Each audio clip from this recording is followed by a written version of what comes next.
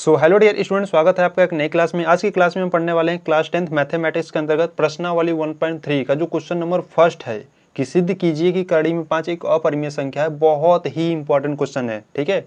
ये आपके board exam में हर साल पूछा जाता है, ठीक है। तो ध्यान से देखना, बहुत ही सिंपल मेथड्स में बताने वाला हूँ इस क्वेश्चन को, ठीक है। तो देखिए यहाँ पर अगर हम बात करें कि सिद्ध कीजिए कि कड़ी में 5 एक अपरिमेय संख्या है, ठीक है।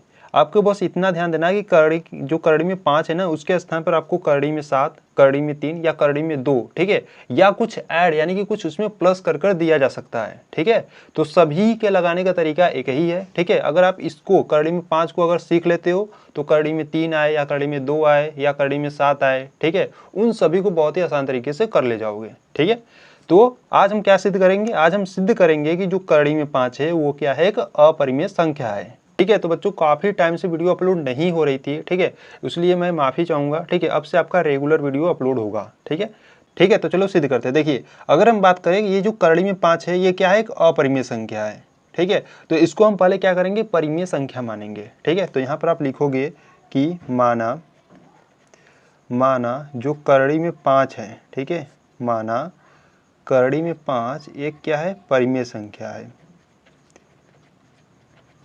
एक परिमेय संख्या है, ठीक है। यहाँ पर आप मान लीजिए जो कड़ी में 5 है क्या है, परिमेय संख्या है। अब परिमेय संख्या क्या होता है आप जानते हो, जिसको आप P/Q के रूप में लिखते हो और जो Q का मान होता है वो 0 नहीं होना चाहिए, ठीक है। तो इसको हम परिमेय संख्या के बराबर दिखा देते हैं, यानी कि जो कड़ी में 5 है उसको हम परिमेय संख्या यानी कि P/Q के रूप में दिखा देते हैं, बराबर दिखा देते हैं, ठीक है। और जहाँ Q का मान, ठीक है, जहाँ Q का मान 0 नहीं होना चाहिए, ठीक है। अगर हम P और Q की बात करें तो ये क्या है, ये आपके पूर्णांक है, ठीक है। लिखना चाहते हो तो लिख सकते हो यहाँ पर P और Q ये क्या है, आपके पूर्णांक है। P और Q आपके क्या है, पूर्णांक है, ठीक है। तो यहाँ से हम क्या करते हैं ना, देखो ये Q जो है बट्टे में है, इधर ले जाओगे तो क्या हो जाएगा, गुणे में, यानी कि इसको लिख सकते हो P बराबर कड़ी में 5 और यहाँ पर इंटू Q हो जाएगा, ठीक है। तो अब इसके बाद आपको क्या करना है, इसके बाद आपको करना है दोनों पक्षों का वर्ग, ठीक है। तो यहाँ से आप लिखोगे दोनों पक्षों का वर्ग करने पर, दोनों पक्षों का वर्ग करने पर, वर्ग कर दो यहाँ से, तो यहाँ से हो जाएगा P² इक्वल में क्या है, कड़ी में 5 इंटू Q है, ठीक है। तो इसका भी हम वर्ग कर देते हैं। तो देखो यहाँ से निकलेगा आपका P² बराबर कड़ी में 5 का स्क्वायर कितना होता है, देखो जब आप कड़ी में 5 का स्क्वायर करोगे यानी कि आप इसको क्या लिखोगे, कड़ी में 5 इंटू कड़ी में 5, तो 2 कड़ी में 5 है यानी कि इसका क्या है, मल्टीप्लाई हो रहा है, तो यहाँ से आपको 5 निकलेगा, ठीक है। तो कड़ी में 5 का जब स्क्वायर करोगे तो 5 निकलेगा और ये Q का स्क्वायर अलग से करना होगा यानी कि Q² होगा, ठीक है। इसको क्या करो, समीकरण नंबर 1 बना लो, ठीक है। अब देखो ये जो 5 है ये किसको विभाजित कर रहा है, ठीक है। 5 इधर गुणा में है, देखो इस प्रकार समझो, P² बराबर क्या है आपका 5Q² है, ठीक है। 5 इधर क्या है, गुणा में है, जब इधर लाओगे तो क्या होगा, देखो P² इधर लाओगे तो बट्टे में हो जाएगा, बराबर में आपका क्या बचेगा, Q², ठीक है। यानी कि ये जो 5 है वो किसको विभाजित कर रहा है, P² को विभाजित कर रहा है, ठीक है। तो इसको आपको यहाँ पर लिखना होगा, यहाँ से आप लिखोगे जो 5 है वो P² को क्या कर रहा है, विभाजित करता है, ठीक है, P² को विभाजित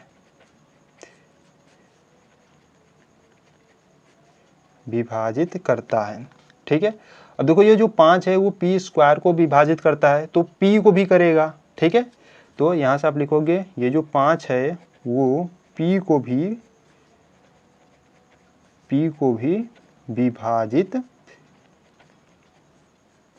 करेगा, ठीक है। इसको क्या करो, समीकरण नंबर 2 बना लो, मैं अभी बताऊंगा क्यों बनाया, ठीक है। तो इतना करने के बाद आपको पुनः मानना होता है, ठीक है। देखो आप यहाँ पर सिद्ध कर रहे हो कड़ी में 5, ठीक है, तो यहाँ पर आप मानोगे, फिर से क्या मानोगे, तो यहाँ से आप लिखोगे पुनः माना P बराबर, देखो कड़ी में 5 सिद्ध कर रहे हो तो यहाँ पर आप मान लो 5, ठीक है, ठीक है। तो देखो यहाँ पर आप कड़ी में 5 आपको सिद्ध करना है तो यहाँ पर आप 5 मानोगे, अगर कड़ी में 7 रहता है यहाँ पर तो यहाँ पर आप 7 मानते, ठीक है, यानी कि यहाँ पे जो संख्या रहती और यहाँ पर आप उस संख्या को मानते, ठीक है।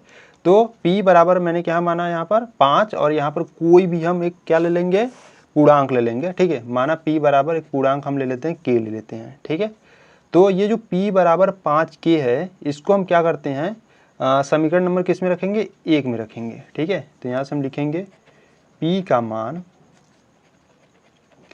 ठीक है, p का मान समीकरण 1 में रखने पर, ठीक है। तो समीकरण नंबर 1 में रख दो p का मान। तो देखो p का मान क्या है, 5k है, तो यहाँ पर हो जाएगा आपका 5k का स्क्वायर और बराबर में क्या है 5q स्क्वायर, ठीक है। इसको ओपन करते हैं तो देखो 5 का स्क्वायर कितना हो जाता है यहाँ से 25 और k का अलग से होगा k स्क्वायर बराबर में 5q स्क्वायर, ठीक है। तो 5 एक कम 5, 5 बचे 25, यानी कि क्या बचा 5k square is equal to q square, ठीक है। अब देखो ये जो 5 है, अब ये किसको विभाजित करेगा, 5 इधर गुणा में है, जैसे उधर भेजोगे तो q के बट्टे चले जाएगा, ठीक है। यानी कि देखो यहाँ से अगर हम बात करें 5k स्क्वायर बराबर आपका क्या है q स्क्वायर है, ठीक है। 5 इधर गुणा में, उधर भेजोगे तो क्या हो जाएगा, भाग में हो जाएगा, यानी कि q स्क्वायर बट्टे 5, यानी कि जो 5 है वो q स्क्वायर को विभाजित कर रहा है, ठीक है। तो यहाँ पर आप लिखोगे यानी कि जो 5 है वो q स्क्वायर को, ठीक है, ये जो 5 है वो q स्क्वायर को विभाजित करता है, ठीक है। देखो ये जो 5 है वो q स्क्वायर को विभाजित करता है, इसलिए वो q को भी करेगा, ठीक है।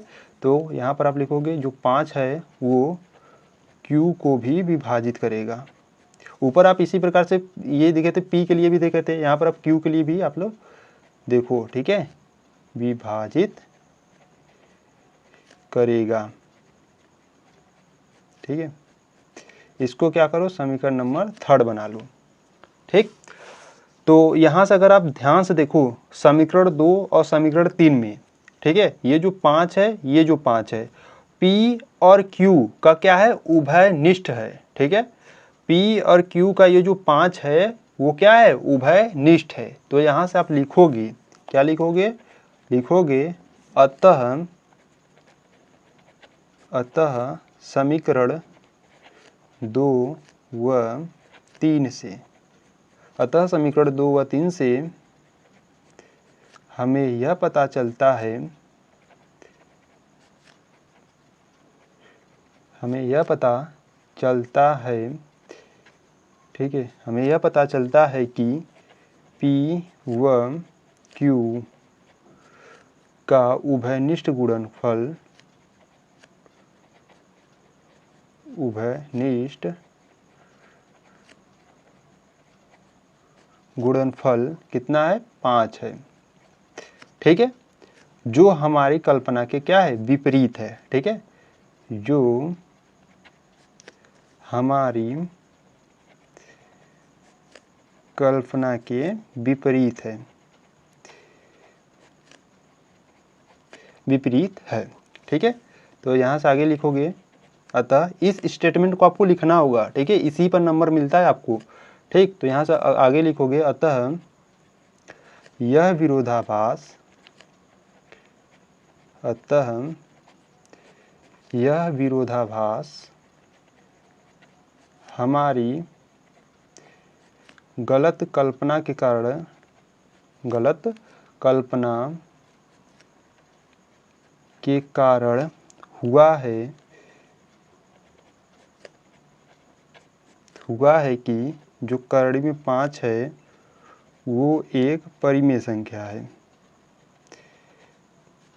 परिमेय संख्या है, ठीक है। अतः जो करड़ी में 5 है ये क्या है, अपरिमेय संख्या है, अपरिमेय संख्या है, ठीक है। तो इस प्रकार से इस स्टेटमेंट को आपको लिखना होगा, ठीक है, तभी आपको फुल मार्क्स मिलेगा। तो इस प्रकार से आप सिद्ध कर सकते हो कि जो करड़ी में 5 है एक अपरिमेय संख्या है, ठीक है। इसी प्रकार से अगर करड़ी में 7 रहता तो आप यहाँ पर करड़ी में 7 लिखते। बस आपको यहाँ पर ध्यान देने वाली बात थी कि यहाँ पर देखो अगर करड़ी में 7 सिद्ध करते तो यहाँ पर p बराबर आप 7 के मानते, ठीक है। तो यहाँ पर आपको ध्यान देना होगा, जो संख्या यहाँ पर रहेगा उसी संख्या को आपको यहाँ पर मानना होगा, ठीक है। तो इस प्रकार से आप करड़ी में 5 को बहुत ही आसान तरीके से आप प्रूव कर सकते हो, ठीक है। तो अगर आपको कुछ भी डाउट है तो वीडियो को फिर से एक बार जरूर देखना, ठीक है। तो चलो मिलते हैं नेक्स्ट वीडियो में, तब तक के लिए जय हिंद, जय भारत, वंदे मातरम।